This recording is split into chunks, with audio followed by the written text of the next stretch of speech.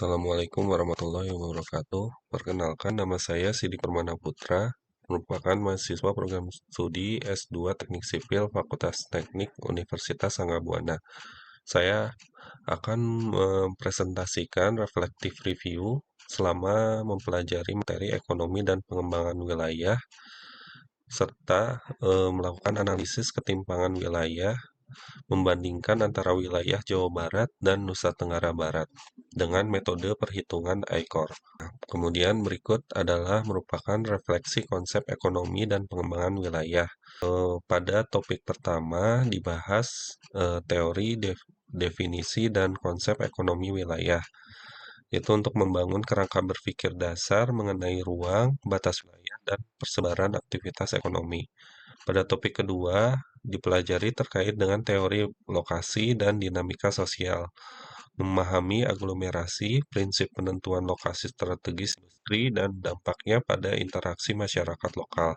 Itu topik ketiga, analisis ekonomi wilayah dan infrastruktur, mengukur kontribusi dan korelasi langsung antara ketersediaan infrastruktur fisik dan pertumbuhan PDRB daerah. Topik keempat, mengenai analisis basis ekonomi, mengidentifikasi sektor unggulan daerah, dan memetakan efek pengganda terhadap ekonomi lokal. Pada topik kelima, yaitu koridor ekonomi dalam perspektif regional dan spasial, merancang konektivitas terintegrasi antar pusat pertumbuhan untuk menekan biaya logistik dan mengurangi disparitas antar wilayah. Dan terakhir adalah analisis kapasitas ekonomi dan efisiensi investasi infrastruktur, yaitu untuk mengevaluasi kelayakan investasi atau cost benefit analysis demi optimalisasi daya tampung ekonomi dan efisiensi alokasi anggaran publik. Dari topik pertama, yaitu refleksi pergeseran pemahaman terhadap teori, definisi, dan konsep ekonomi wilayah.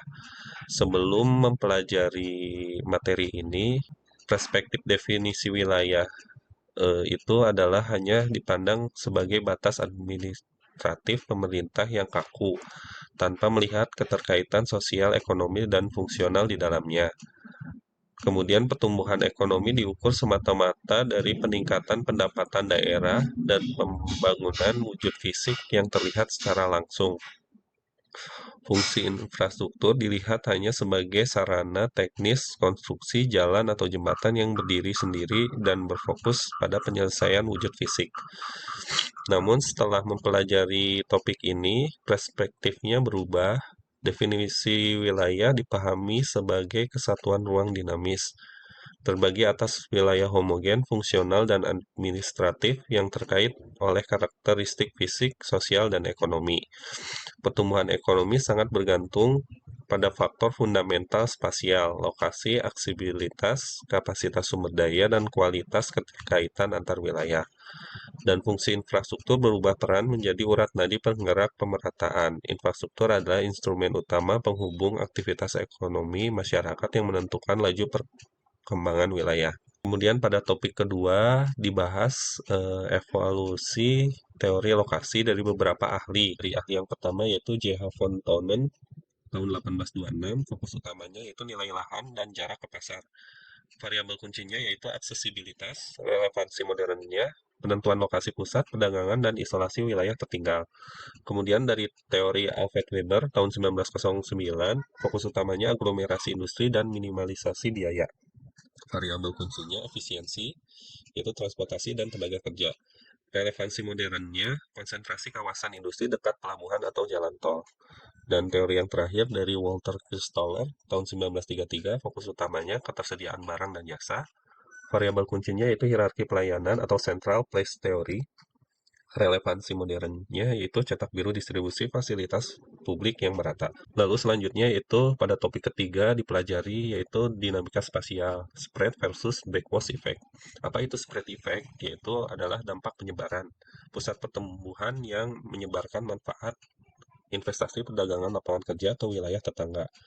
Hal ini menyebabkan menurunkan indeks Williamson.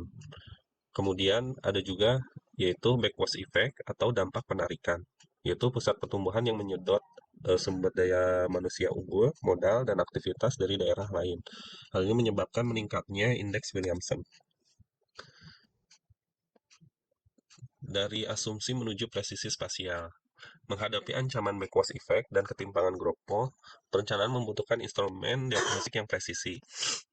Berikut adalah beberapa analisis terkait dengan presisi spasial. Yang pertama yaitu analisis spasial oleh Moran, I, dan Lisa. Itu untuk memetakan pola keruangan dan interaksi antar wilayah. Yang kedua ada analisis location quotient atau LQ, itu untuk mengidentifikasi DNA ekonomi dan keunggulan komparatif lokal. Yang ketiga yaitu shift share analysis, membedah anatomi pertumbuhan dan daya saing intrinsik daerah. Pada topik selanjutnya itu ada 3 pilar ekosistem pertumbuhan. Yang pertama adalah sektor basis dan non-basis atau sebagai mesin penggerak utama untuk menarik modal dari luar dan dukungan dari dalam. Yang kedua ada mekanisme multiplier atau transmisi pertumbuhan untuk menciptakan reaksi berantai permintaan lokal. Dan yang terakhir ada model Taibut atau daya tarik retensi untuk nahan talenta dan modal dengan kualitas hidup. Berikut adalah matriks diagnosis, dua pendekatan fundamental kebijakan tata ruang. Ada dua model atau pendekatan. Yang pertama adalah place-based policy, fokus utamanya adalah potensi dan karakteristik lokal yang spesifik. Pendekatannya tailor-made atau disesuaikan dengan lokasi geografi, sosial, dan ekonomi lokal. Dampak utamanya sangat presisi, mendorong kemandirian wilayah secara organik. Dan yang kedua itu spatially blind plus size, fokus utamanya efisiensi ekonomi agregat skala nasional dengan pendekatan seragam dan universal tanpa membedakan ruang. Dampak utamanya beresiko memperlebar ketimpangan spasial, daerah maju menyerap lebih banyak manfaat. Lalu pada topik kelima dibahas terkait dengan koridor ekonomi, yaitu sebagai akselerator arus nadi perekonomian antar wilayah. Bisa dilihat di sini adalah ilustrasi dari pusat pertumbuhan A ke pusat pertumbuhan B. Bagaimana arus perekonomian hubungan antara kedua wilayah tersebut terhubung atau terintegrasi. Koridor bukan sekedar wujud fisik infrastruktur, melainkan instrumen untuk melipat gandakan efisiensi interaksi antar wilayah berdasarkan Asian Development Bank 2014. Dan pada topik terakhir, yaitu topik ke-6, memahami analisis ICOR dan Williamson. Untuk analisis ICOR sendiri adalah untuk mengukur efisiensi mesin ekonomi wilayah. Instrumental Capital Output Ratio atau ICOR mengukur seberapa efisien investasi diubah menjadi peta pertumbuhan. Adapun yang dihitung adalah total PDRB atau pertumbuhan ekonomi suatu wilayah dan nilai investasi atau modal tetap dari wilayah tersebut. Maka akan dihasilkan nilai ICOR-nya, apakah angkanya jika lebih kecil dari 3 maka sangat efisien. Indikator 3-6 maka cukup, dan lebih dari 6 itu menandakan kurang efisien. Semakin rendah angka ICOR, semakin sedikit modal yang dibutuhkan untuk menghasilkan suatu unit output ekonomi. Angka rendah berarti mesin berjalan mulus tanpa gesekan. Yang kedua adalah mengukur kesenjangan spasial dengan indeks Williamson. Alat ukur ketimpangan pembangunan antar wilayah berdasarkan pendapatan per kapita dan jumlah penduduk. Indikatornya apabila rendah maka pembangunan merata. Jika nilainya tinggi maka menggambarkan kesenjangan yang tajam. Pertumbuhan ekonomi alami cenderung tidak merata. Wilayah dengan infrastruktur dan industri yang mapan akan berlari jauh lebih cepat, meninggalkan wilayah sekitarnya di belakang. Selanjutnya, saya akan menjelaskan hasil analisis menggunakan metode ICOR, membandingkan antara wilayah Jawa Barat dan Nusa Tenggara Barat pada saat masa pandemi. Berikut adalah merupakan data yang diambil dari BPS Provinsi Jawa Barat dan Nusa Tenggara Barat data produk domestik regional bruto atau PDRB, dan pembentukan modal tetap utama PMTB di tahun 2018 hingga tahun 2022. Di Jawa Barat sendiri itu di tahun 2018 PDRB-nya 2.074.922 dalam satuan miliar rupiah, hingga tahun 2022 2.628.418. Sementara PMTB-nya itu di kisaran di tahun 2018 itu 626.950, hingga di tahun 2022 784 216 dalam satuan miliar rupiah. Sementara di Provinsi Nusa Tenggara Barat, PDRB-nya di tahun 2018 yaitu 135.421 miliar rupiah, hingga tahun 2022 itu 152.438. Untuk PMTB-nya sendiri tahun 2018 yaitu 42.318, dan 2022 49.892 dalam satuan miliar rupiah. Aktivitas ekonomi dan investasi di wilayah barat, yaitu Jawa Barat, menunjukkan dominasi absolut secara nominal dibandingkan wilayah timur, yaitu Nusa Tenggara Barat. Hal ini mencerminkan ketimpangan secara fundamental.